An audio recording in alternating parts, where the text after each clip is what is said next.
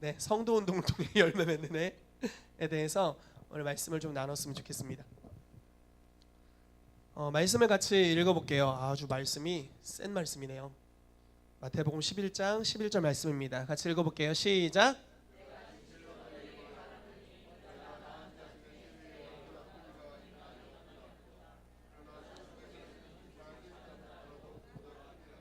아멘. 자, 여자가 낳은 자 중에 세례 요한보다 큰 이가 일어남이 없도다. 엄청 크다는 이야기죠. 그런데 천국에서는 극히 작은 자라도 그보다 크다. 도대체 뭔 소리야? 아무튼 세례 요한이 제일 크다 이래놓고 세례 요한보다 다 크다 뭐 이렇게 얘기한 성경 구절이 마태복음 11장 11절 말씀입니다. 신약 시대의 성도들이 어떤 존재인지를 표현하는 것에 대한 말씀이라고 볼 수 있습니다. 자, 이 본문 말씀 가지고 은혜를 나누도록 하겠습니다. 자, 이런 말씀의 주제를 가지고 나눌게요. 성도 운동이란 무엇인지에 대해, 그리고 성도 운동을 통해 어떤 결과가 나타날 수 있는지, 성도 운동을 어떤 방식으로 우리가 세워나갈 것인지, 그리고 2019년이 열매 맺는 해이기 때문에 열매라는 것이 어떠한 것인지에 대해서 말씀을 나누도록 하겠습니다. 기대되십니까? 아멘. 예, 주님이 기대됩니다. 2019년을 향해서 굉장한 기대감이 있는데 약간 이런 기대감이에요. 마음은 차분한데 기대돼. 이렇게 막 마음이 막 흥분돼가지고 기대되는 이럴 때가 있었는데 마음은 굉장히 차분하거든요. 근데 너무 기대돼요. 뿌리는 더 깊이 있게 내려져 가는 것 같은데 더 멀리 나아가는 감동이 계속해서 있어요. 하나님께서 열방까지 열매 맺는 영역들을 주실 거라고 믿습니다. 아멘. 여러분, 성도 운동이 너무나 중요합니다. 이것이 교회의 뭐라고 해야 되나요? 이 땅에 교회가 있는 목적, 가장 큰 목적 중에 하나가 바로 이 성도 운동입니다. 그렇지, 바로 그거야. 다니엘, 바로 이거야. 예, 얼마나 지혜로운지 벌써부터 말로써 무언가를 가르쳐주고 있어요. 근데 애가 어디 갔나 했더니 저기 있네. 네, 자유한 어머니. 예, 좋습니다. 저희 아이도 곧 부탁드립니다, 여러분. 네, 이 품에 업고 여러분들에게 돌아다니기를 축복합니다. 네, 성도 운동이란 무엇인지, 성도 운동이 정말 가장 중요한 교회의 존재 목적이다라고 볼 수 있어요. 저희가 2년 전에 교회의 1년 표어에 대해서 오중 사역을 세워가는 해라고 했습니다. 그래서 사도팀부터 사도와 선지자와 복음 전하는 목사, 교사를 세워갔어요. 이 오중 사역이 세워져야 성도 운동이라는 결과가 일어납니다.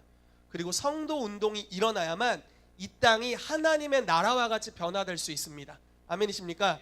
아멘. 즉, 성도 운동이라는 것은 모든 성도가 예수님과 같이 살아갈 수 있도록 무장시키는 것을 말하는 것이죠. 교회 안에서뿐만 아니라 교회 밖에서 일어나 빛을 발하도록 하는 것입니다. 여러분, 예수님의 12제자 중에 제사장 훈련을 받은 사람이 있나요? 혹시 예수님의 직업이 무엇이었는지 아십니까? 목수였습니다. 예수님은 종교 영역에서 훈련 받으신 적이 있나요? 없습니다. 한 번도 없으세요. 심지어 바리새인들이 예수님을 비방하면서 너는 배운 적이 없거늘 이렇게 감히 예수님한테 넌 안 배웠는데 어떻게 그렇게 말하니? 뭐 이런. 그리고 요한과 베드로를 향해서 사도행전에 저들이 배운 것이 없는데 이렇게 표현합니다. 왜냐하면 어부 출신이니까요. 즉 모두 일터 안에 있었던 성도들이었다라는 것입니다. 나중에 그들을 통해서 하나님의 나라의 복음이 전파되어 수다한 제사장의 무리가 주님께로 오기는 합니다. 그렇지만 하나님이 세상을 변화시키기 위해 사용했던 사람들은 종교 영역에 있었던 사람들이 아니라 하나님의 나라의 영향을 받은 일터에 있었던 성도들을 주님이 사용하셨고 그들을 통해서 세상을 변화시키셨다라는 것입니다. 아멘. 그래서 여러분들이 중요합니다. 이 강단 위에서 풀타임 사역자들로 무엇을 하는 이들도 중요합니다. 그렇지만 여러분들이 더욱 중요합니다. 이렇게 표현해도 될까요? 제 목회의 성적표는 여러분들의 영향력입니다. 아멘. 여기 많이 모이는 게 제 성적표가 아니에요. 그 옛날에 이렇게 성적 이렇게 나오면 고등학교 때 이렇게 붙여놓잖아요. 1등 정희택, 2등 뭐 이런 거 이렇게 1등 정희 뭐 이런 거 붙여놓잖아요. 근데 이게 많이 모이고 이런 게 제 성적표가 아니에요. 저의 성적표는 여러분들이 삶에서 얼마만큼 성령의 열매를 맺고 있고 주님의 영광이 나타나고 있고 일터 안에서 하나님의 영광과 형상을 드러내는지, 그것이 바로 저의 성적표인 줄로 믿습니다. 아멘. 축복합니다, 여러분. 제 성적을 높여주십시오. 아멘. 우리 같이 아까 전했던 말씀인데요. 마태복음 11장 11절에 이렇게 말씀해요. 예수님이 진실로 말한다라고 말할 때는 굉장한 강조형입니다. 강조를 하시는 거예요. 여자가 낳은 자 중에 세례 요한보다 더 큰 이가 일어남이 없다. 자, 여러분, 엄마가 안 낳으신 분 계세요? 혹시 아빠가 낳으신 분 계세요 여기? 물론 어떤 분들의 배를 보면 아이를 낳을 수 있을 것 같은 믿음이 생기기도 하지만, 혹시 아빠가 낳으신 분 없으시죠? 모든 인류는 다 엄마가 낳았어요. 어머니께 감사합시다. 할렐루야. 어머니가 낳습니다. 어머니가 저희를 낳으셨죠. 그러니까 그 여자가 낳은 자 중에 세례 요한보다 더 큰 이가 없다. 그러니까 여자가 낳은 사람 중에는 제일 크다는 거예요. 엄마를 통해 육체를 가진 모든 사람 중에 제일 큰 사람이 세례 요한이래요. 근데 여러분들은 그럼 어떨까요? 여러분들은 요한보다 큽니까 작습니까? 요한보다 키가 큽니까 작습니까? 몸무게가 큽니까 작습니까? 뭐 그런 걸 이야기하는 게 아니죠. 다른 뭐 존귀함, 가치를 이야기하는 거죠. 그렇다면은 예수님께서 이 말씀을 왜 하실까요? 자, 다시 한번 이야기해 볼게요. 여러분들의 정체성은, 잘 들어보세요, 여자로부터 난 자입니까? 아니면 성령을 통해 거듭난 자입니까? 후자죠. 물론 우리는 다 육체적으로 어머니를 통해 태어났지만 우리가 교회 안에 속해 있고 예수 그리스도를 믿는다는 것은 성령을 통해 거듭났다라는 것입니다. 그러므로 이 말씀의 표현이라는 것은 무엇이냐면, 세례 요한은 여자가 난 자 중에 가장 큰 자다. 육체적으로 그보다 뛰어난 자는 없다. 그러나 성령을 통해서 새롭게 거듭남을 입은 모든 성도들은 그 세례 요한보다 더 크다라고 말씀하고 있습니다. 여러분, 구약의 선지자들이 어떤 일을 행했는지 알고 계시죠? 엘리사는 어느 수준이었냐면 죽은 자를 살렸을 뿐만 아니라 자기가 죽었는데 죽은 자를 살립니다. 이런 얘기 들어본 적 있나요? 죽은 자를 살린 적이 있어요. 그냥 죽은 아이를 위해서 기도했고 그 아이가 살아납니다. 굉장한 성령의 능력, 심지어 부활의 능력이 그의 삶에 머물러 있었죠. 근데 이 능력이 얼마나 강력했는지 엘리사가 죽었어요. 나이가 들어서 죽고 무덤에 묻혔습니다. 한 군대가 지나가면서 시체를 엘리사 무덤 위에 던졌어요. 시체가 엘리사 무덤에 닿자마자 살아났어요.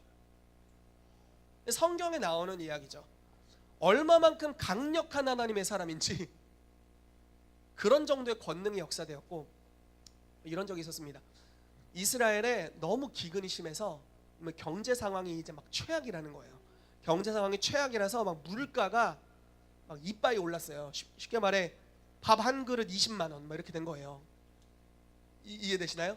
비싼 거 먹는 게 아니라 그냥 백반집에서 밥 한 그릇 20만 원, 30만 원 이렇게 된 겁니다. 물가가 완전 폭등한 거예요. 그래서 막 사람들이 수근거리고 힘들어하고 있을 때 엘리사가 왕 앞에 가서 예언을 합니다. 물가가 내려갈 것입니다.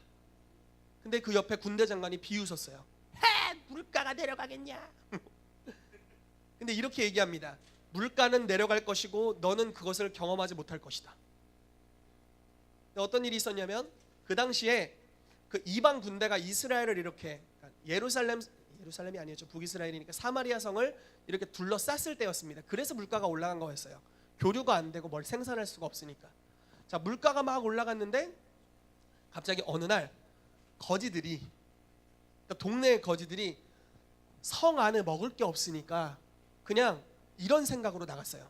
아, 저 성 밖에 가면 적군이 있겠고 적군에게 투항하면 뭐 목숨은 건질 수 있고 먹을 거라도 얻을 수 있겠지 해서 거지들이 투항하러 갑니다. 두려운 마음으로, 죽을 수도 있겠다. 그러나 먹고 죽자. 약간 이런 마음으로 거지들이 갔습니다. 그리고 나서 갔는데 군대가 사라졌어요. 그리고 먹을 것들이 널려 있어요. 그러니까 이 군대가 어떤 소리를 듣고 적군이나 누군가 쳐들어온다고 오해를 해서 도망간 겁니다. 선지자의 예언을 통해서 하나님의 손이 역사하신 거죠. 그래서 군대가 완전 나갔습니다. 근데 아무도 모르고 있어요. 그냥 두려워서 성 안에 있었던 왕과 귀족들 아무도 모릅니다. 근데 먹을 것을 얻으러 갔던 거지들이 그것을 알게 됩니다. 거지들이 그것을 한참 집어먹고 난 이후에 우리가 양심이 있으니까 그래도 이걸 성 안에 있는 사람들에게 알려야 되지 않겠냐. 우리는 이제 등 따시고 배부르다 하고 막 이 주머니 이런데 이제 막 금 같은 거 이렇게 막 쑤셔 넣고 막 이런 데다 쑤셔 이만해 뒀는데 우리도 양심이 있으니까 그래도 성 안에 있는 백성에게 알리자. 자기들은 이미 부자가 된 상태로 알립니다. 그랬더니 막 소문이 나가지고 군중들이 막 떼를 이루어서 군대가 놓고 간 모든 전리품을 다 취하러 갑니다. 그러면서 물가가 다시 안정됩니다. 그리고 군대 장관은 그것을 지켜보고 어안벙벙하다가 지나가는 군중에게 밟혀서 죽습니다. 아무튼 안타까운 스토리인데 이게 다 무엇을 통해 일어났느냐? 선지자의 예언을 통해 일어났죠. 엘리사 선지자에게 주신 하나님의 기름 부으심이었습니다. 이 정도의 권능과 능력을 행했던 선지자.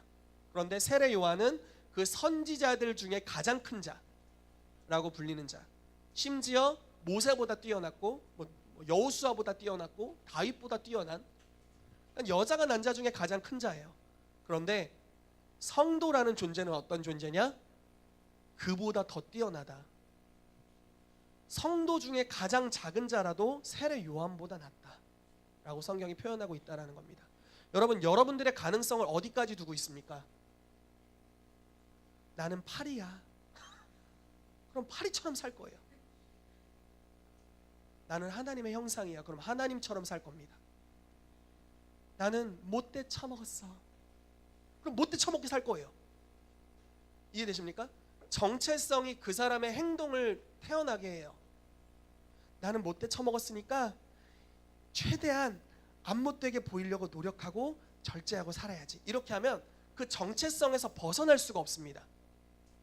그렇지만 성경이 말하기를 너는 하나님의 형상이고 너를 통해 하나님의 영광이 드러날 거고 너를 통해 세상이 변화될 거야 라고 믿는다면, 성경이 말하는 정체성을 믿는다면 지금 나의 행위는 그만큼 되어 있지 않지만 이 정체성으로부터 새로운 열매들이 나타나기 시작할 것입니다.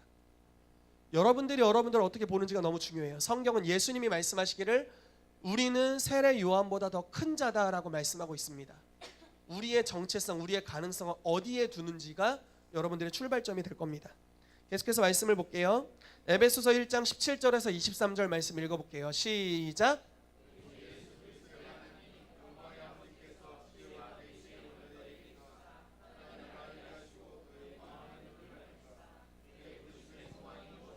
성도 안에서 그 기업의 영광의 풍성함이 무엇이며 그의 힘의 위력으로 역사하심을 따라 믿는 우리에게 베푸신 능력의 지극히 크심이 어떠한 것을 너희로 알게 하시기를 구하노라.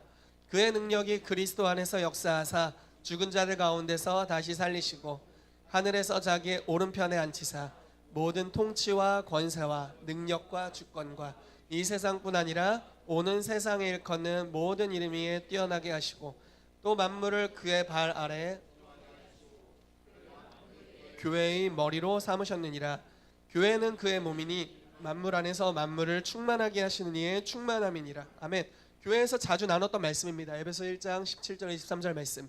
지혜와 계시의 영을 너희가 받기를 원한다. 왜냐하면 이걸 받으면 너희가 무언가를 알게 될 거다.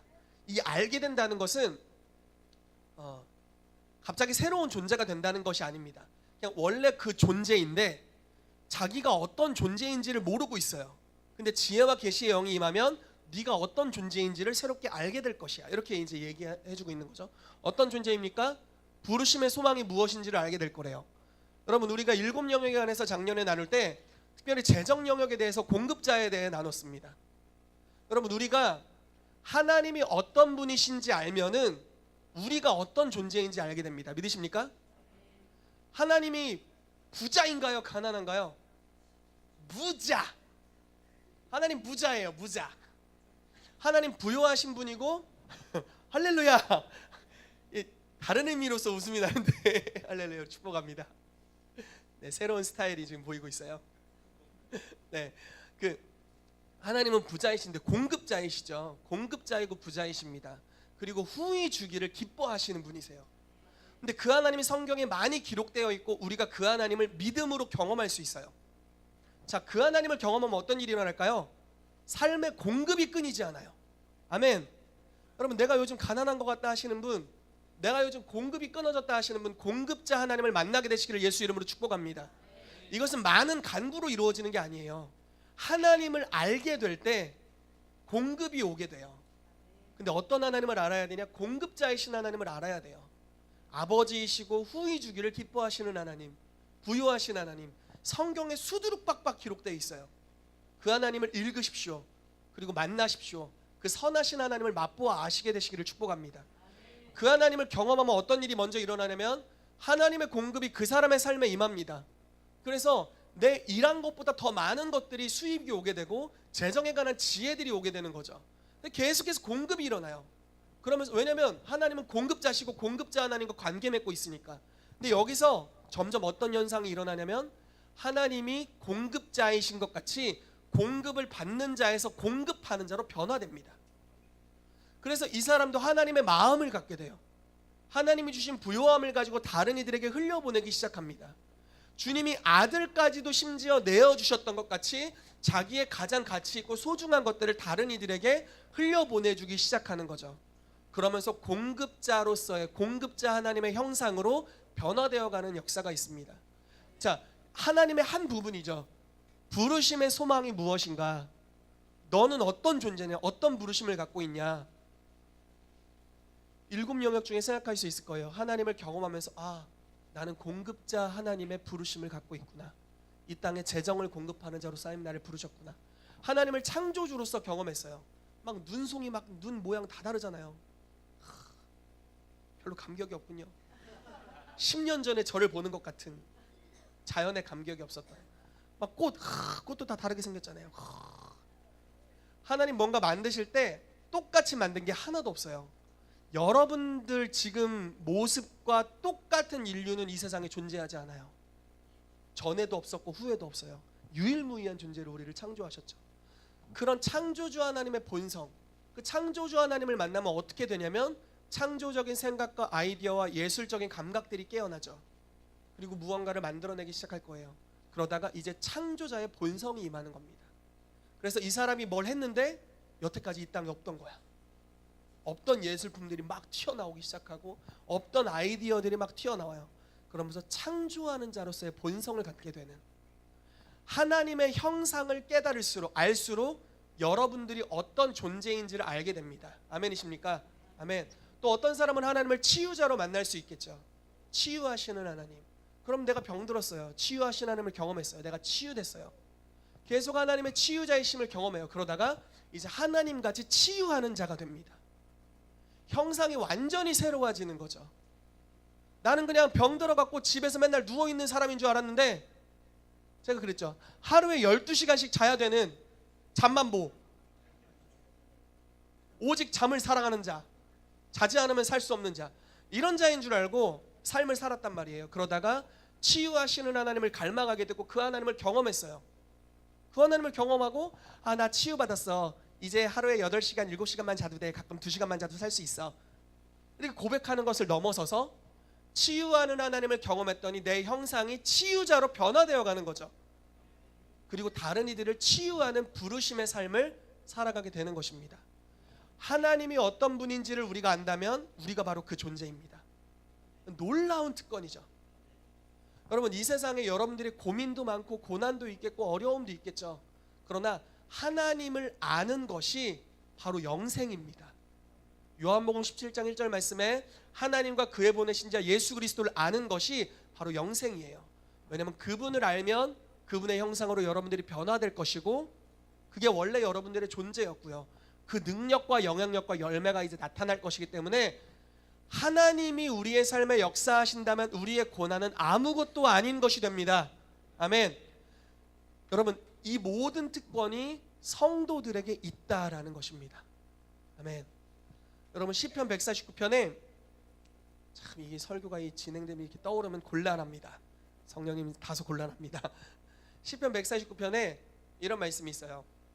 성도의 회중 가운데서 우리가 찬양해라. 침상 중에서도 주님을 찬양하라. 높은 소리로 주님을 찬양해라.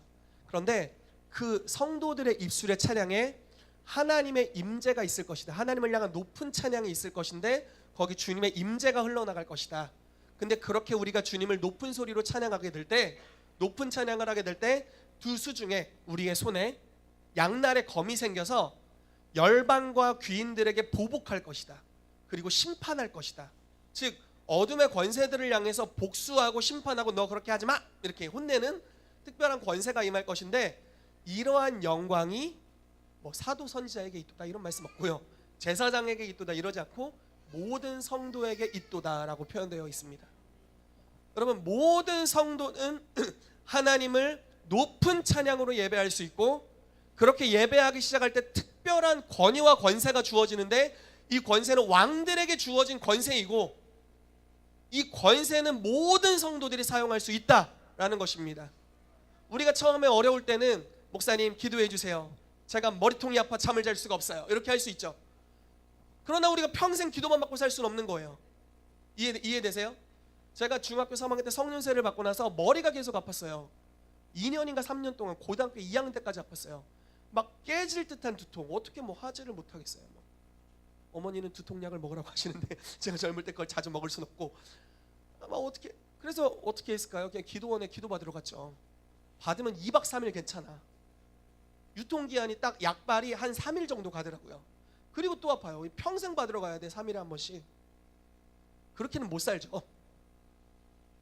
그런데 이러한 권세, 기도원 원장님이 기도할 때 내 머리가 2박 3일 괜찮아지는 그 권세가 나에게 있다는 것도 깨닫는 거예요. 고등학교 2학년 때 예배를 드리는데 기름 부심이 임했어요. 그리고 두통이 사라졌어요. 그리고 나서 두통을 기도하는데 왜 이렇게 치유가 잘 되나 모르겠어. 그래서 머리가 아픈 사람들을 계속 기도해 줍니다. 그런데 이러한 권세가 여러분들에게 있도다 라고 성경에 말씀하고 있는 거죠. 아멘. 아멘. 치유의 권세가 사역자들에게만 있는 것이 아니라, 특별한 부흥사님들에게만 있는 것이 아니라 여러분들에게도 있도다 라고 성경에 말씀하고 있는 것입니다. 아멘. 어떤 사람들을 보면요, 그리스도 안에서 돈을 정말 잘 버는 사람들이 있어요. 막 부러워하죠. 비법이 뭐예요? 처음에 이렇게 배울 수도 있어요. 근데 그 사람의 삶에, 그 사람의 형상에는 공급자 하나님의 형상이 새겨져 있는 거예요. 그리고 그렇게 해서 아이디어를 처음에 들을 수 있겠죠. 몇몇 가지를 배울 수 있겠죠. 그러나 제일 중요한 것은 여러분들에게도 그 권세가 있도다라고 성경이 말씀하고 있다라는 것입니다. 우리의 가능성은 여러분들이 현재 살고 있는 수준이나 학력이 아닙니다. 아멘. 여러분들의 현재 월급 통장 찍히는 내역이 여러분들의 수준이 아니다 이것입니다. 하나님의 형상, 하나님의 크심이 여러분들의 수준인 줄을 믿게 되시기를 주 예수 이름으로 축복합니다. 그렇기 때문에 이 시즌에 하나님께서 우리 가운데 말씀하길 원하시는 것은 성도가 얼마나 놀라운 가능성을 지닌 존재인가를 알게 하길 원하신다라는 것입니다. 알게 되시기를 축복합니다. 아멘. 이게 부르심에 관한 것이죠. 그리고 우리는 기업의 영광의 풍성함을 누릴 수 있다라고 말씀하고 있는, 다 설명하면 너무 기니까요. 그의 힘의 위력으로 역사하심을 따라 믿는 우리에게 베푸신 능력의 지극히 크심을 너희가 알기 원한다. 하나님이 능력으로 지금 우리의 삶 가운데 역사하고 있는데 어느 정도 수준으로 역사하냐면, 죽었던 그리스도, 근데 이 죽음은 어떤 죽음이냐면요, 자, 일반 죽음이 아니에요. 예수님의 죽음은 모든 이들의 죄를 뒤집어 쓴 죽음입니다. 그러니까 표현하자면 죄인으로서 받을 수 있는 가장 극악한 형벌로 하나님의 심판을 얻어맞은 죽음이에요. 이해되세요? 인생에 그보다 비참한 인생은 없었어요. 다 우리 때문이죠. 우리의 죄 때문에 그렇게 하셨죠. 그런데 그보다 비참한 인생은 없었어요. 이사야서 53장 말씀에 예수님께서 고난당한 종으로 표현되세요. 흠모할 만한 아름다움이 없어요. 완전 다 망가지셨어요. 그것이 예수님의 당하신 아버지 하나님으로부터 받은 심판이었어요. 심판을 받아서 십자가 형벌로 죽으셨고, 자기 자체가 죄가 되셨고 지옥을 경험하셨어요. 근데 성령의 능력이 얼마나 강력했냐면, 그 지옥 가장 깊은 곳에 있었던 예수님을 죽은 자 가운데서 일으켜서 새 생명을 얻게 했을 뿐만 아니라 천국의 가장 높은 곳, 하나님 보좌 우편에 앉히셔서 하늘에 있는 것이나 땅에 있는 것이나 모든 것들을 다 다스릴 수 있는 권위와 권세와 능력을 주시는 자리로, 가장 비참함의 자리에서 가장 높음의 자리로 단번에 이동시키신 능력, 그것이 바로 성령의 능력입니다. 아멘이십니까? 아멘. 그 능력이 지금 성도의 삶에서 역사하고 있다. 여러분들의 삶에 역사하고 있는 하나님의 능력은 그 째째한 하나님 아니고요, 별것 아닌 하나님 아니고 권능으로 역사하시는 하나님이신데, 예수를 죽은 자 가운데서 부활하게 하신 동일한 능력으로 우리의 삶에 지금도 역사하고 계시다라는 것입니다. 아멘. 그래서 여러분들의 삶에 절망이 있더라도 낙담하지 않게 되시기를 축복합니다. 하나님을 바라보게 되시기를 축복합니다. 예수를 죽은 자 가운데서 부활하게 하신 동일한 능력으로 여러분들의 삶에 역사하실 줄로 믿습니다. 아멘. 이것이 바로 성도 운동에 대한 것입니다. 성도가 이러한 가능성이 있고 이러한 성도들이 교회 안에서 일어나셔서 세상에서 영향력을 발하는 것, 이것이 성도 운동에 대한 것입니다. 자, 요한복음 14장 12절 말씀, 너무 잘 아는 말씀입니다. 같이 큰 목소리 읽겠습니다. 시작.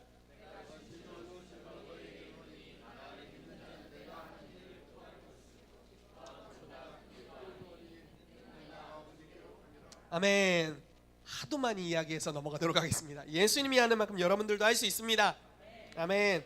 자, 성도 운동을 하게 되면 어떤 결과가 나타나게 되는지 보도록 할게요. 에베소 1장 23절 말씀 같이 읽겠습니다. 시작. 교회는 그의 몸이니 만물 안에서 만물을 충만하게 하시는 이의 충만함이. 아멘. 이게 사실 좀 풀어 설명하자면, 만물 안에서 만물을 충만하게 하시는 이분이 누굽니까? 하나님이시죠. 네. 교회는 어떤 존재냐면요, 하나님이 충만한 수준이 교회입니다.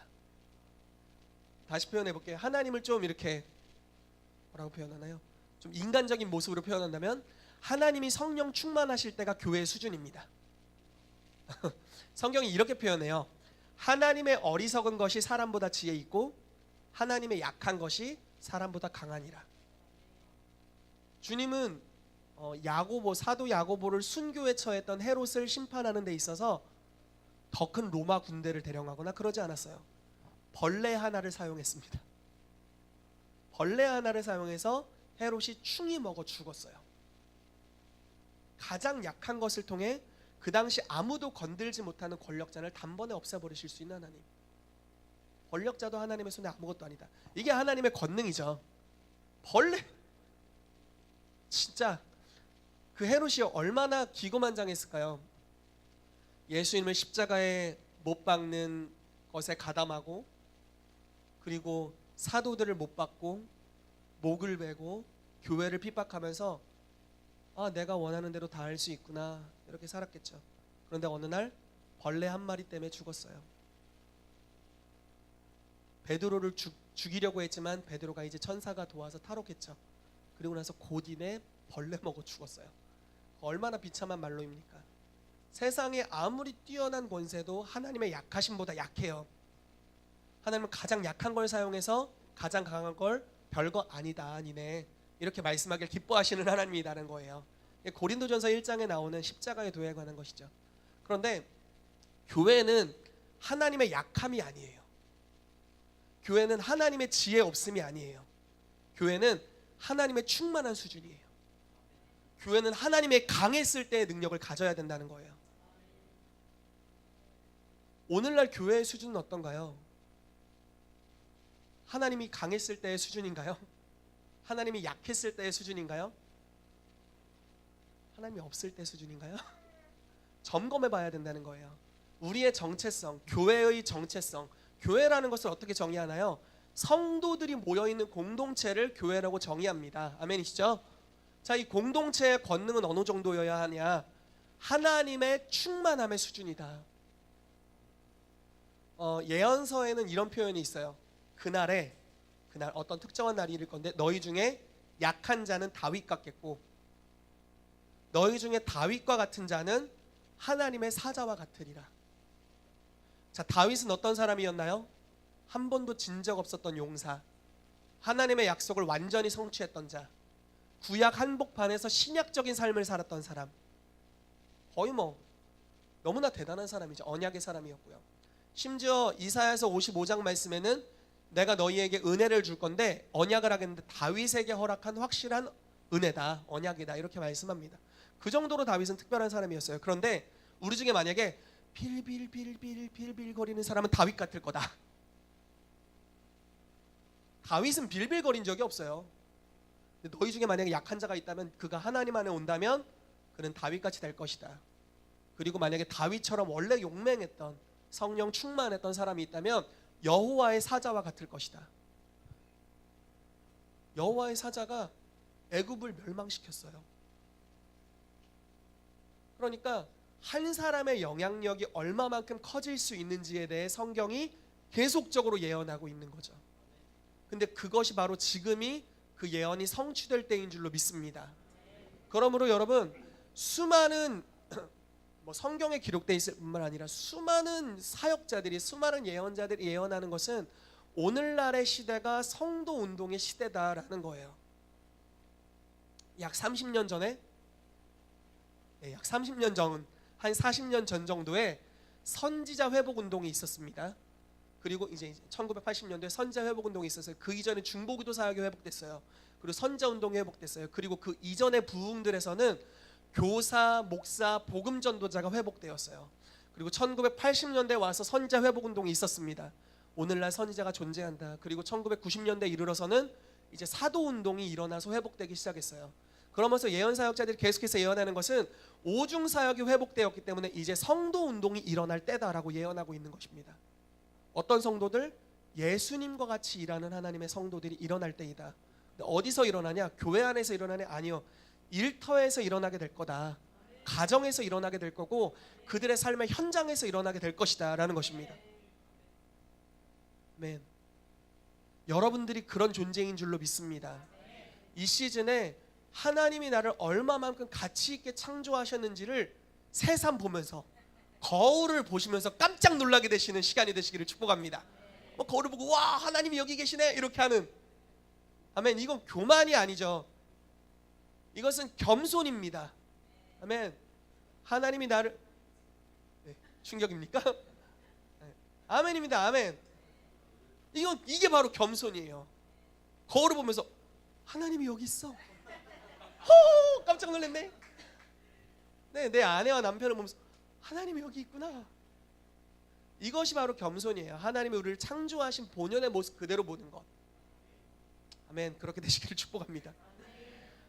너무 흥분해서 설교를 안 끝낼 뻔했어요. 이렇게 페이지가 안 넘어가네 오늘따라. 자, 사도행전 3장 21절 말씀이고요. 사도행전 2장 35절 두 구절인데 같이 한 목소리를 읽을게요. 한꺼번에 시작.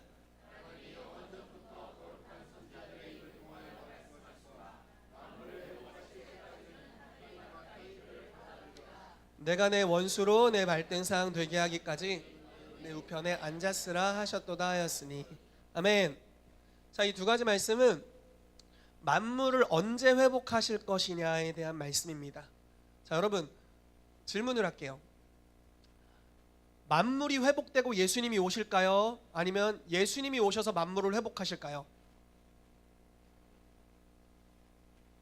자, 성경 구절을 보면은 이렇게 나와 있어요. 만물을 회복하실 때까지는 하늘이 마땅히 그를 받아두리라. 이게 다른 구절에 어떻게 해석되어 있냐면, 원어적으로는 만물이 회복될 때까지 하늘은 그를 붙잡고 놔주지 않을 것이다, 이렇게 표현되어 있어요. 그러니까 예수님은 만물이 회복돼야 오실 거예요. 이건 승리의 종말을 이야기하는 거죠. 예수님의 재림은 교회를 통해서 만물이 하나님의 나라와 같이 되었을 때 오실 것이다. 아멘. 여러분, 예수님께서 자기의 12 제자를 향하여서 너희는 제사장이라 라고 말하지 않았고, 너희는 구약의 선지자들의 계보를 잇는 자다 라고 이야기하지 않았습니다. 사도라고 이야기했어요. 사도라는 것은 그 당시의 사회적 용어입니다.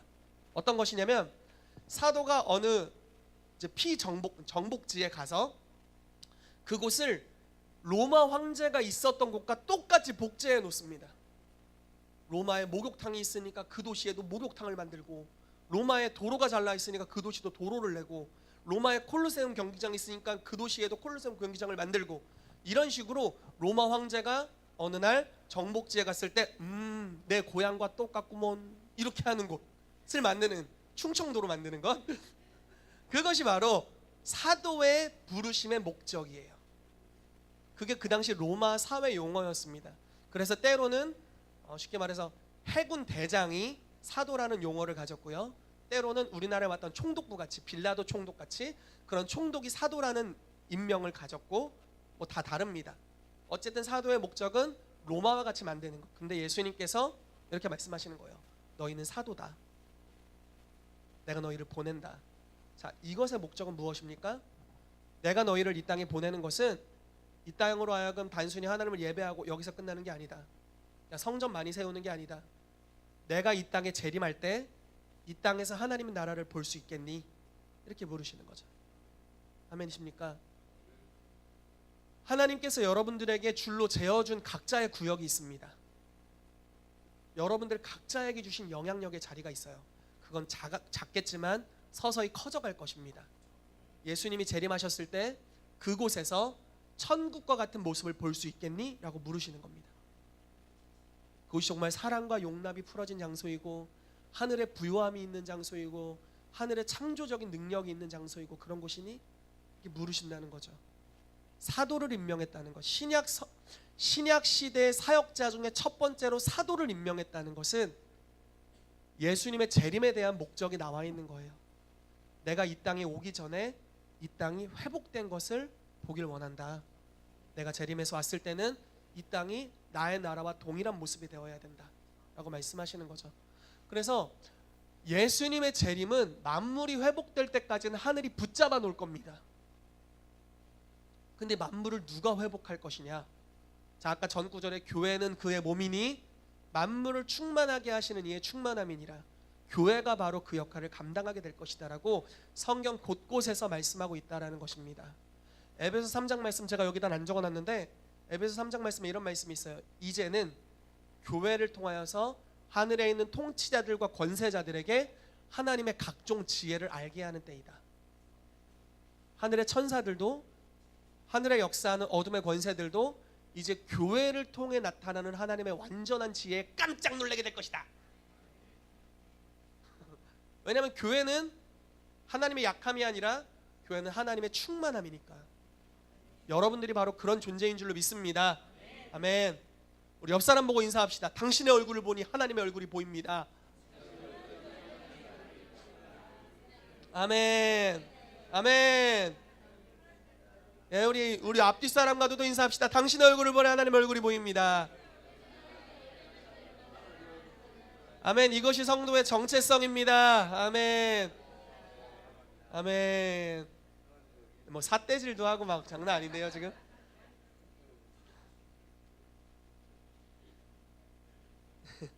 자, 사도행전 2장 35절 말씀에 내가 내 원수로 발등상 되게 하기까지 너는 내 우편에 앉았으라 하셨도다. 이것도 동일한 말씀입니다. 원수가 발등상이 되어야 너는 이 땅에 내려올 수 있어 라고 하나님 아버지께서 아들 예수님에게 하시는 말씀입니다.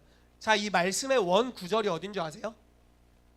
이거 인용된 말씀이거든요. 구약에 인용된 말씀이고 신약에 너무 많이 그 구절을 인용합니다. 이 원 구절이 시편 110편입니다. 한번 가보시죠. 이게 아주 성도 운동에 대해서 명확하게 표현해 주는 구절입니다. 좀 길지만 같이 읽어볼게요. 시작.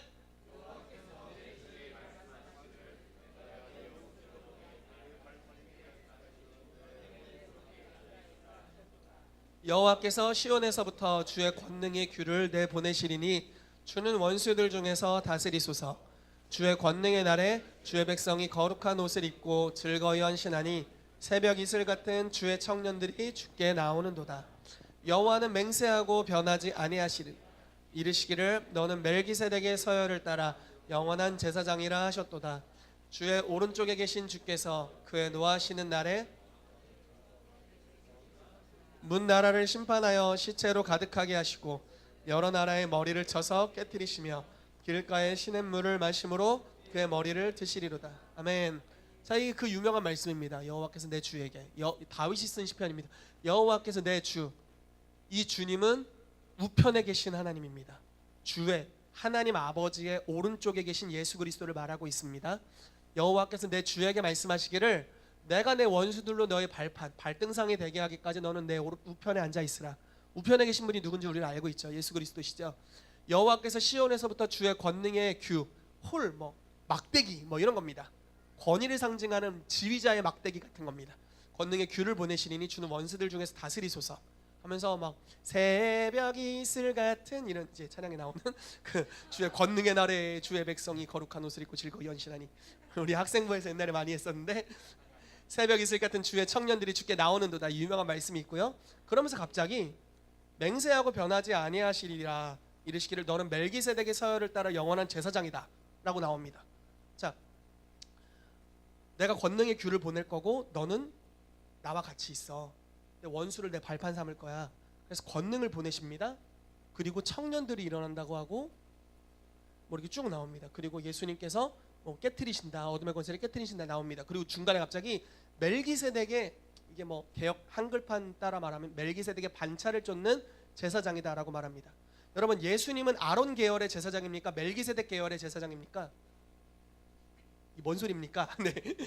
자, 멜기세덱은 구약 한복판에 나오는 사람입니다. 아브라함 시대 사람이고 살렘의 왕이자 지극히 크신 하나님의 제사장이라고 표현되어 있습니다. 자, 이 사람의 직책은 두 가지입니다. 왕이면서 제사장입니다. 독특합니다. 자, 아론 계열은 절대 왕이 될 수 없습니다. 그냥 오직 제사장. 유다 지파는 결코 제사장이 될 수 없습니다. 오직 왕. 그런데 멜기세덱은 왕이자 제사장입니다. 그리고 심지어 12지파 계열에, 유다 지파는 왕가의 지파이고 레위 지파는 제사장의 지파죠. 12지파의 뿌리가 되는 아브라함이 11조를 바치고 예물을 드렸던 아브라함보다 높은 차원의 사람입니다. 그리고 게다가 시작도 없고 끝도 없다라고 표현되어 있습니다. 그래서 구약에 현현한 예수 그리스도라는 이제 이야기를 우리가 합니다. 신학자들이 많이 이야기를 합니다. 그런데 예수님은 멜기세덱의 반차를 쫓는 대제사장이었고 왕이었다라는 거죠. 여러분, 여러분들이 왕 같은 제사장인 것을 믿으시죠? 이것은 아론 계열에 대해서 이야기하는 것이 아닙니다. 멜기세덱의 계열에서 이야기하는 것입니다. 여러분들은 아론의, 이해되세요?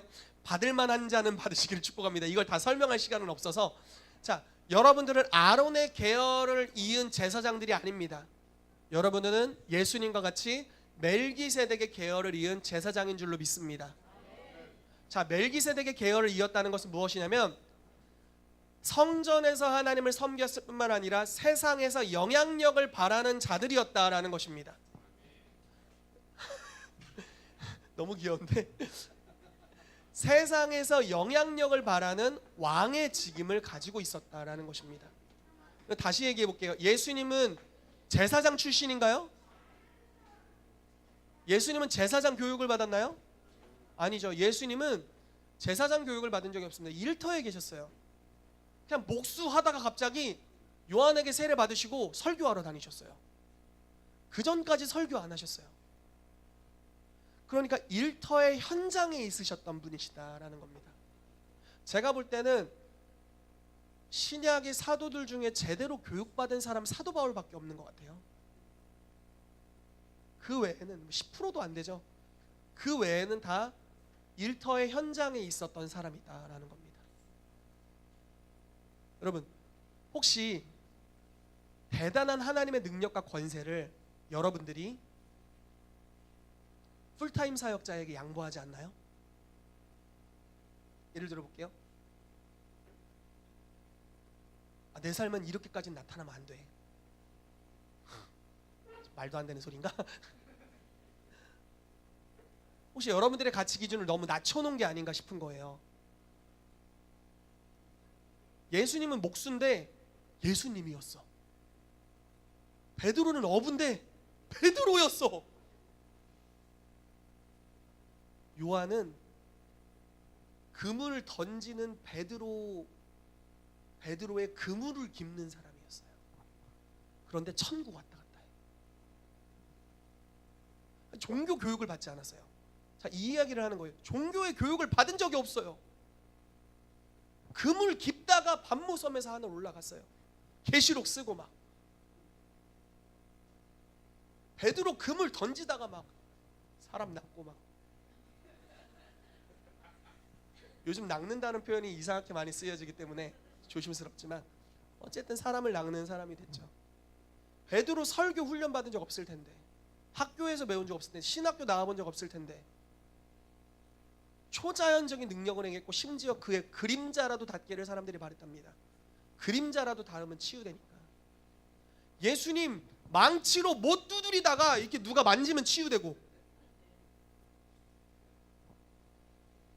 진짜 이 영광이 모든 성도에게 있도다라고 성경이 말씀하고 있는 거죠. 왜냐하면 여러분들은 멜기세덱의 반차를 쫓는 예수님에게 속한 사람들이기 때문에 왕이자 제사장이다라는 것입니다.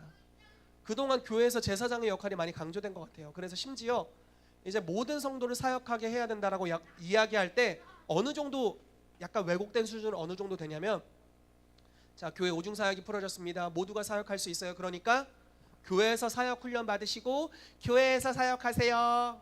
이러는 거예요. 막 예언 너무 잘해. 교회 안에서만. 막 치유 막 불 막 장풍 나가.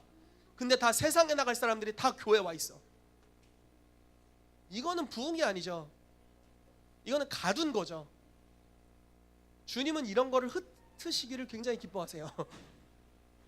의도적으로 핍박을 일으키셔서 예루살렘에 모여 있었던 부흥의 사람들을 다 흩어버리죠. 그것이 전 세계 부흥의 포인트가 되었습니다. 사도행전에 있었던 이야기죠.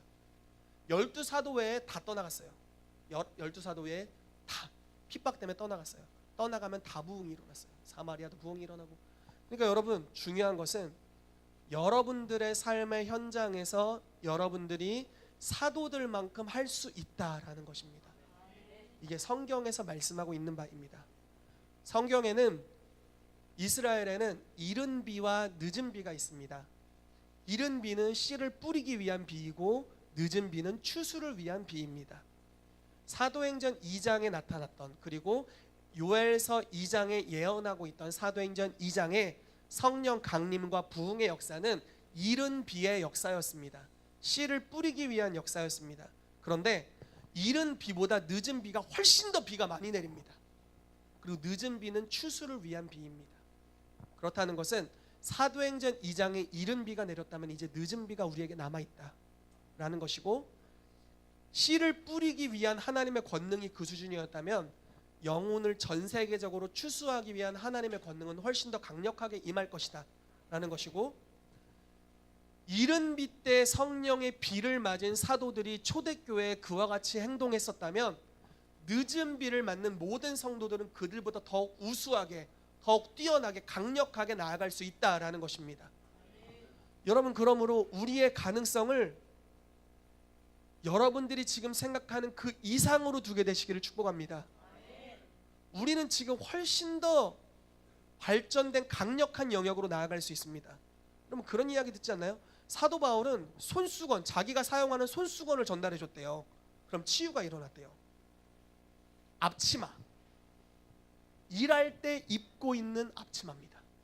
자, 일터에서 사용하는 앞치마입니다. 쉽게 말해 예수님이었으면 망치 줬을 거예요.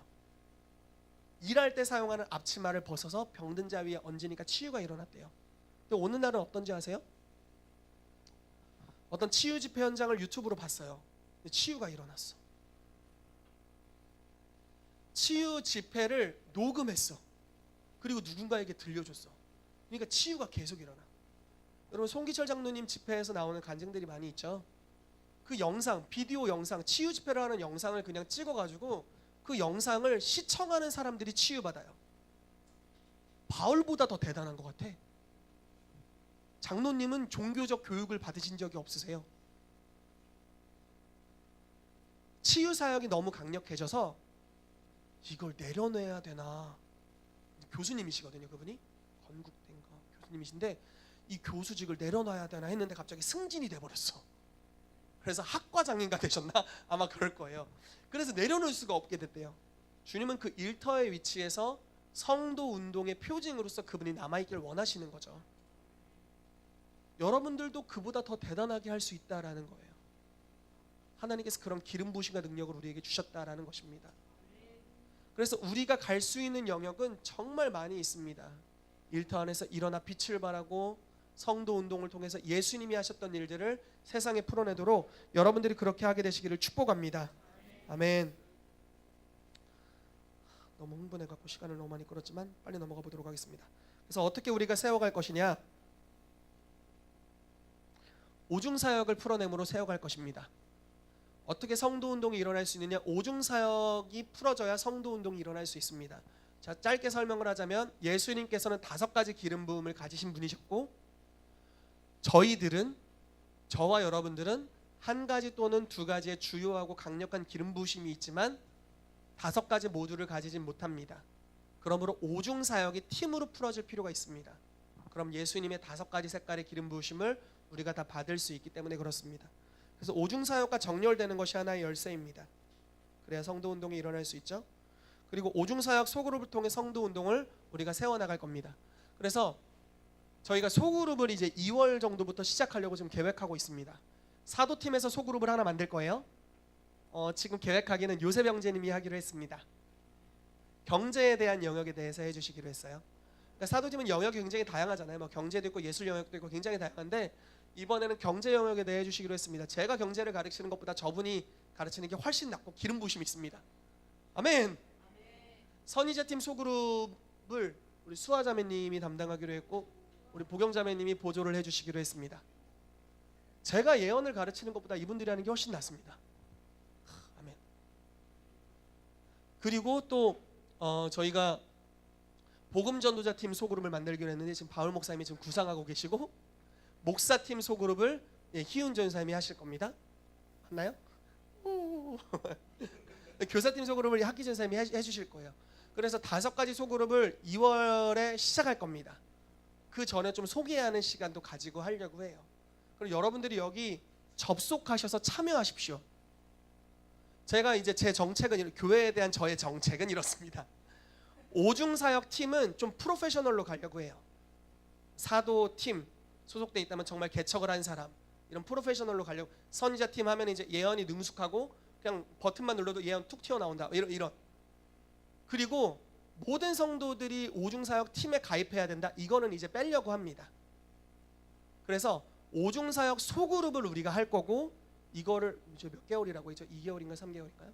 3개월이죠. 3개월간 로테이션으로 돌리려고 해요. 그래서 모든 성도님들이 이 소그룹을 경험할 수 있게, 5가지 기름 부으심을 경험할 수 있게 하려고 합니다. 그래서 여러분들이 참여하시면 오중사역팀과 이것이 예언적으로 정렬한 것이 될 것입니다. 여러분, 정렬을 통해 그 사람 리더가 갖고 있는 기름 부으심이 거저 오게 돼요. 그러면은 우리는 거기서부터 훈련받고 시작하는 거예요. 훨씬 쉽습니다. 그래서 그런 일들이 우리 가운데 일어나게 될 겁니다. 그러면 이 기름 부으심을 가지고 교회에서 장품 쏘라고 이걸 하는 게 아니에요. 여러분들의 영역에 들어가서 장풍을 쏘시라, 이겁니다. 안수도 하시고 초자연적인 주님의 능력을 일으키시고 경제 영역에 일어나 빛을 발하시고 공급자가 되시고, 이렇게 하시라고 여러분들을 이렇게 훈련하는 시간을 가지려고 합니다. 그래서 참석해 주시기를 부탁을 드립니다. 넘어가겠습니다. 자, 마지막입니다. 우리가 성도운동을 통해 열매를 맺어야 될 텐데, 이 열매가 무엇에 관한 것이냐라는 겁니다. 갈라디아서 5장 22절 23절 말씀 읽어볼게요. 시작.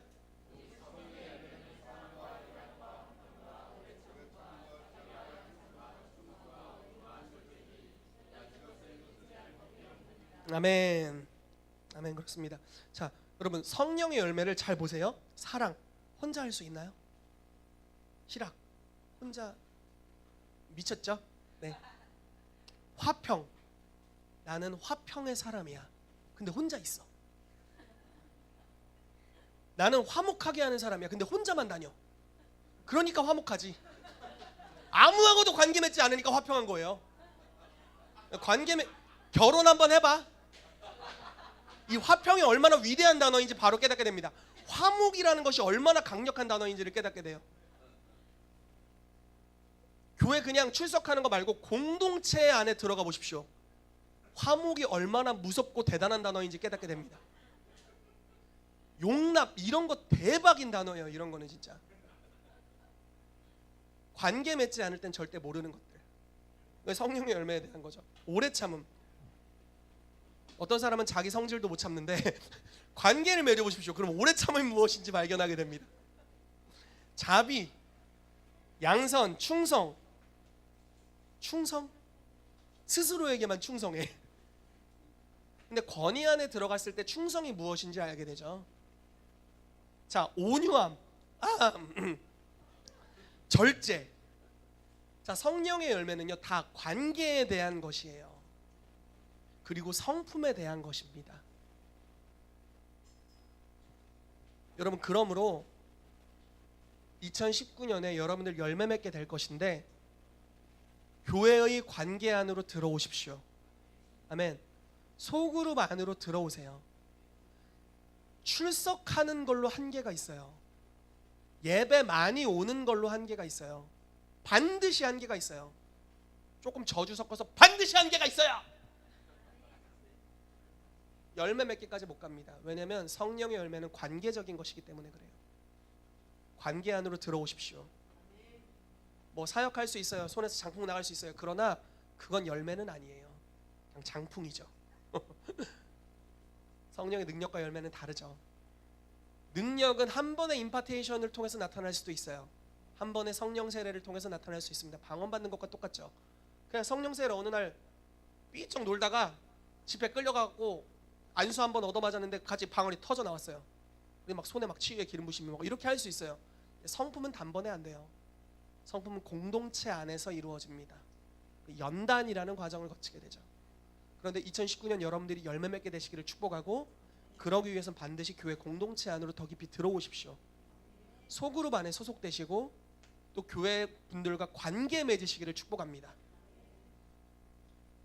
제가 특별히 그런데 이 교회의 그 충청도 스피릿, 얌전한 스피릿, 부끄러워, 아무랑 얘기하고 싶지 않다, 교회 조용히 예배드리다 가야지, 이 충청도 스피릿이죠. 이런 것들 깨져야 됩니다. 일부러 가서 말 걸고 뻘쭘하면 커피라도 괜히 타가지고 가고 서로 인사하고 교제하고 관계를 맺으십시오. 그럼 그 관계를 통해 가장 좋은 것들이 흘러들어오기 시작할 것입니다. 자, 마무리입니다. 시편 133편, 우리가 잘 아는 말씀이죠. 자, 형제가 연합할 때 그것은 복을 부어주시는 거다. 근데 어떤 방식으로 임하냐면 기름이 옷깃까지 내림과 같이 될 것이다 라고 말씀합니다. 여러분, 교회가 서로 관계 맺기 시작하면, 서로 연합하기 시작하면, 정렬되기 시작하면 예수님의 능력과 기름 부으심이 여러분들의 옷깃까지 임하게 될 줄로 믿습니다. 그런데 성경에 굉장히 예언적으로 예수님의 옷깃이라도 손대기를 구하니 만지는 자는 다 나음을 입었다라고 말씀하고 있습니다. 이 말씀이죠. 예배팀 올라와 주세요. 여러분, 연합된 교회가 중요합니다. 열매 맺기 위해서 연합된 교회로 우리가 가야 됩니다. 연합이 일어나면 여러분들의 옷깃까지라도 기름 부으심이 풀어지게 될 겁니다. 그럼 세상이 여러분들에게 접촉할 때 능력이 임할 거예요. 주님을 만나는 역사가 일어나게 될 것입니다. 하나님께서 2019년 우리 가운데 원하시는 것, 주길 원하시는 것, 열매인데 그것은 세상을 변화시킬 수 있는 능력과 열매입니다.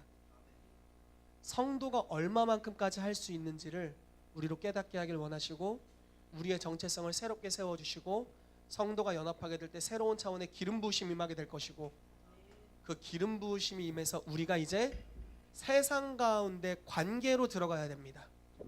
아멘. 교회의 관계에만 머물러 있지 마십시오. 그러면 그건 썩습니다. 그리고 주님이 여러분들을 강제로 내보낼 거예요. 교회의 관계로 깊이 안으로 들어오시고 세상 가운데로 들어가십시오. 그리고 그들과 관계 맺으십시오. 예수님은 두루 다니셨어요. 그리고 세상이 자기를 만질 수 있도록 허락하셨습니다. 왜냐하면 예수님 자체가 생명이셨기 때문에. 여러분, 여러분들이 생명입니다. 세상이 여러분들을 터치할 수 있게 하십시오. 여러분들을 꽁꽁 싸매거나 감추지 마십시오. 여러분들의 빛을 발하고 영향력을 드러내십시오. 교회에 오십시오. 그러나 교회에만 머물지 마십시오. 세상으로 들어가셔서 그들과 관계 맺으십시오. 하나님이 어떤 분이신지 여러분들의 성품을 통해 드러내 주십시오. 여러분들 가운데 임해 있는 기름 부으심을 흘려보내 주십시오. 그럴 때 세상이 여러분들을 만짐으로 나음을 얻는 역사가 있게 될 줄로 믿습니다. 같이 기도하겠습니다.